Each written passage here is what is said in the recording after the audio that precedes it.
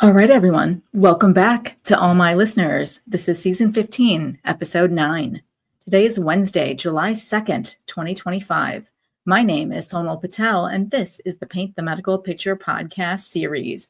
All right, you guys, welcome to another brand new month. The month of July is heating up everywhere. Hope you guys are enjoying your burst of summertime. Now, let's go ahead and start today's episode. Today is going to be a short and sweet one, but of course it's going to focus on mental health care. Today's Newsworthy is going to be featuring my spotlight on minorities and mental health. And in my Trusty tip, I'm going to be focusing on Medicare and what do they have to say about mental health. And of course, I'm going to go ahead and close out and round out today's episode with another remarkable quote on hope and aspirations by Audrey Hepburn. All right, you guys, let's get into it. So in today's Newsworthy, I'm going to shine my spotlight once again on another awareness month. July is National Minority Mental Health Month.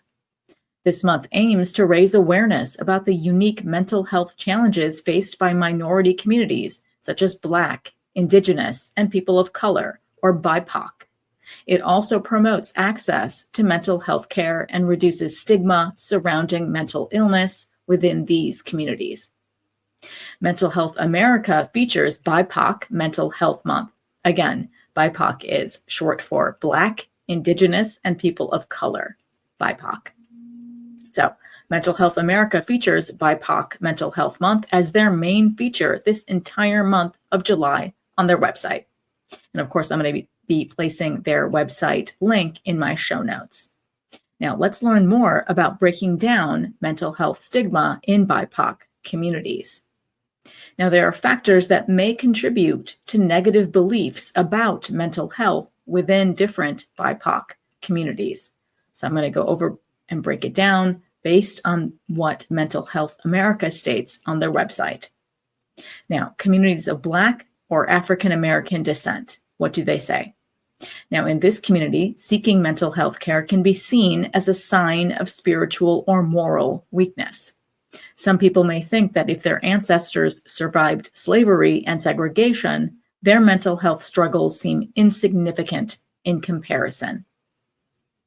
Moving on to communities of Indigenous descent.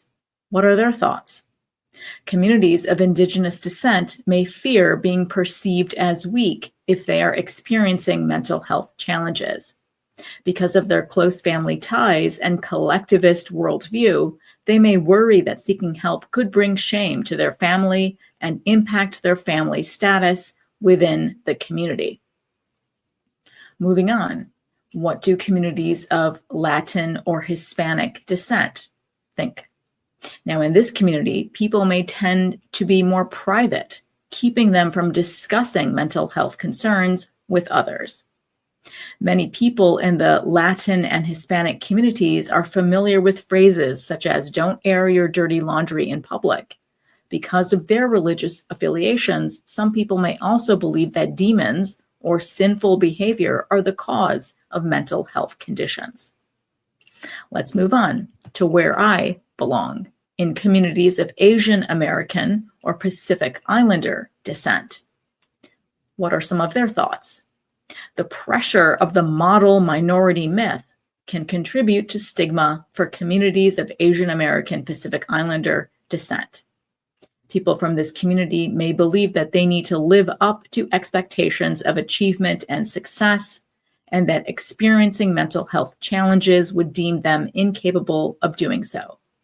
Sharing their mental health challenges with someone outside of the family might also be considered a betrayal and bring shame to the family. Now, so much of this thought from Mental Health America, in my opinion, is very true from a personal standpoint, from my own personal experience. So a lot of that rings very true for me as I read that. Let's move on. Communities of multiracial descent.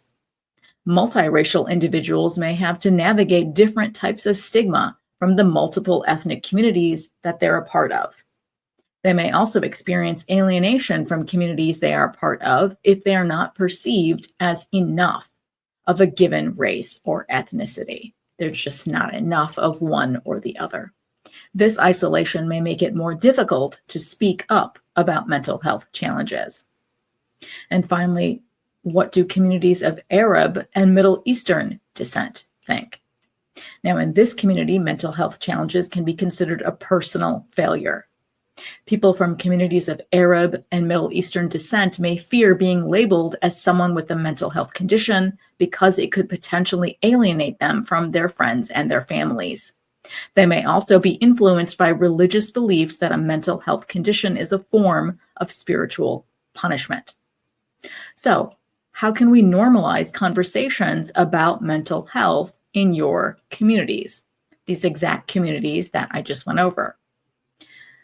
Now, Mental Health America recommends tailoring your approach. Different generations may be more or less comfortable talking about mental health. Older generations may prefer face-to-face conversations where they can share stories and connect with others. Adults may appreciate resources and workshops that provide strategies for managing mental health. Young people may gravitate towards digital platforms because they feel more relatable. Taking these preferences into account can help break the culture of silence around mental health in your community. You can also get creative with your wording. Are there words that people in your community use to talk about mental health without saying the words mental health? To start a conversation with someone about their mental well-being, try using terms that feel most comfortable for you both. Some examples of this might be words like wellness, health, spirit, soul, or mind. For example, asking how you feel, how are you feeling spiritually? Or how are you feeling really? Be honest. Instead of the word anxiety, you could use terms like nervous, nerves, jittery, on edge, jumpy, or irritable. For example, telling someone, wow, I feel really on edge today, can normalize talking about feelings. Alternatives for the word depressed could be tired, down, low, or not feeling it. For example, someone telling you, I'm just not feeling it today, may be their way of asking for emotional support. If you speak another language, there may also be words in that language you can consider. And finally, try sharing your own story. Storytelling is one of the most effective ways to fight mental health stigma. When people who live with a mental health condition share their stories, it can help others feel less alone and reduce any shame they may have when talking about their own mental health. Sometimes it can be helpful to create a plan before talking to your loved ones about your mental health. This can help you think through how you want to share and how they might respond. You can share your story in an informal setting while chatting with friends and family. You can also share your story in a more public way. Whatever method you choose, this can be a powerful way to stop the stigma from spreading in your community. And now it's time for my best practice tips in Trusty Tip. So let's move on and continue talking about mental health. So CMS just released another fantastic update to their Medicare and Mental Health coverage booklet. Now, there's so much new red text to read through, but for my audience, I've just pulled out a few. So I thought I would share a great new update on telehealth and mental health. Page 11 of the PDF booklet states, quote, telehealth, starting October 1st, 2025, in-person visit requirements will apply for mental health services provided by telehealth. So there we go. Right off the bat, we're going to start on October 1st, 2025, moving back to those in-person visit requirements. They will apply for mental health services provided by telehealth. This includes a required in-person visit within the 6 months before the initial telehealth treatment, as well as the required subsequent in-person visits at least every 12 months. Telehealth also applies to mental health services provided by rural health clinics, those RHCs, as well as federally qualified health centers, those FQHCs. For RHCs and FQHCs, the CMS does not require the in-person visit for mental health services provided through telehealth to patients in their homes until January 1st of 2026.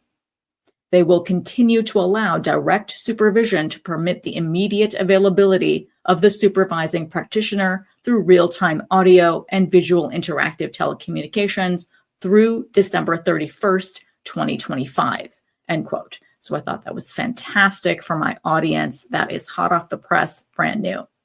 Now, my audience also appreciates updates for substance use disorders that I've talked about on the podcast for years.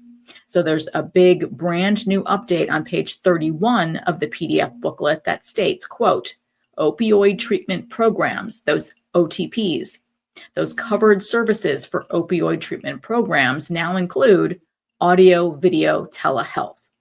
You can provide these services through two-way audio, video interaction.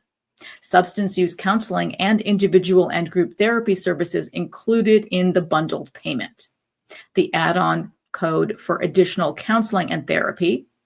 There's also intake activities and periodic assessments that are allowed, as well as initiation of treatment with buprenorphine. They include a caveat, a note. You can also provide these services through audio-only interaction, but there's fine print, of course, and it states, for example, these phone calls when audio-video communication is not available to the patient. This includes circumstances where the patient is not capable of or does not consent to using devices that permit a two-way audio-video interaction, provided the OTP meets all other applicable requirements, end quote. They've also included brand new, quote, HCPCS code G2076. OTPs can use the intake add-on code, HCPCS code G2076, when they start a methadone treatment with audio-only devices. We allow this if the patient is with a licensed practitioner who can prescribe and dispense controlled medications, and if audio-video technology is not available or practical. This licensed practitioner must be in the same room as the patient to do the visual part of the exam, end quote. And finally, I focus season 15 Spark on hopes and aspirations. I want this 15th season Spark to be filled with our world's thought leaders, writers, artists, philosophers, everyone who inspires us with their statements involving hopes and aspirations. So in this week's inspiring quote in Spark is from Audrey Hepburn. To plant a garden is to believe in tomorrow. Absolutely true, right? This quote reminds us that planting something gives us hope. Whether we are planting seeds for gardens or seeds for our legacy, we are encouraged to plant, to see what grows, what becomes, what thrives. I'm happy Audrey Hepburn's spark still burns brightly and continues to inspire so very many. All right, you guys, that wraps up today's episode. Now, the holiday weekend is just around the corner, and I hope you guys have some plans to just chill out and relax like I plan on doing. I also need to work a little extra during the long weekend, but there's more time for that because Friday is the 4th of July. So I hope you guys are spending the evenings listening to firecrackers, watching parades, doing whatever you guys do on this spectacular holiday weekend. I know I've always enjoyed the 4th of July. So I hope you guys really take the time to savor the moments. All right, you guys, thank you so much for listening on today's episode. And I hope every week with me brings you closer to helping your providers paint a masterpiece. See you next Wednesday.